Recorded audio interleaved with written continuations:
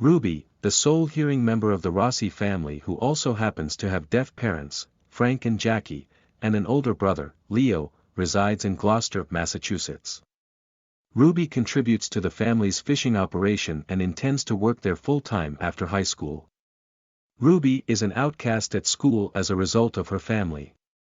Ruby impulsively joins the school chorus when she sees that Miles, her secret love interest, is doing the same. Bernardo, Mr. V. Villalobos, the choir's director, advises that the students sing "Happy Birthday to You" at the first class to gauge the height of their voices. Ruby becomes terrified at the thought of having to perform in front of the class and flees. Later, when she sees Mr. V again, she tells him that she was teased as a kid for talking weird.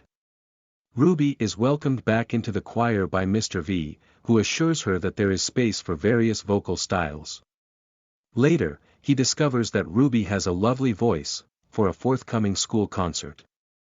Ruby and Miles are joined by Mr. V in a duet. Mr. V demands that they practice together since he is dissatisfied with their preparedness. Ruby invites Miles over for a practice, but Frank and Jackie's raucous sex in the adjacent room interrupts them. Ruby later overhears classmates making fun of her behind her back in the school cafeteria. Miles apologizes and clarifies to Ruby that he just told Jay, who then notified the rest of the school.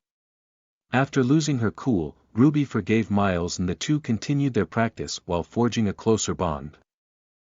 As the municipal board imposes more taxes and fines, Frank and Leo are fighting to make ends meet in the fishing company.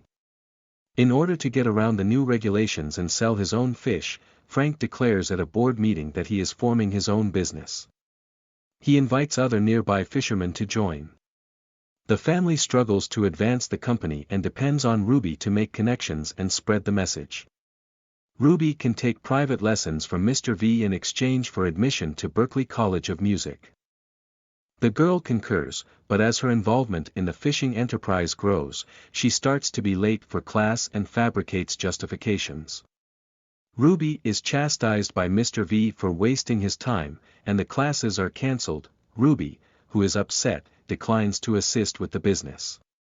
Frank and Leo's boat is stopped by the Coast Guard during one sea excursion because they failed to reply to the ship's horn and radio signals. The family must pay a fine and employ a sign language interpreter who is always on board in order to get their fishing license returned. Ruby makes the decision to leave Berklee and devote herself entirely to the family company. Leo pushes Ruby away, saying that her parents can solve their own problems without assistance, despite the fact that her parents generally agree with her choices. To Ruby's school concert, the Rossi family attends. They cannot hear her singing, but they can see how excited the audience is. Frank touches Ruby's throat in the evening and feels the vibrations of her vocal cords before asking her to perform a song for him. Ruby leaves with the entire family the following morning for her audition at Berklee in Boston. Even though the family isn't permitted inside the audition room, they sneak across the balcony to see Ruby perform. The girl is anxious, but she becomes more at ease when she sees her parents and brother. Ruby starts to use sign language as she sings so that her family can comprehend what she is singing about. Ruby then enrolls at Berklee. She informs everyone of this development and requests a visit from Miles when she is in Boston.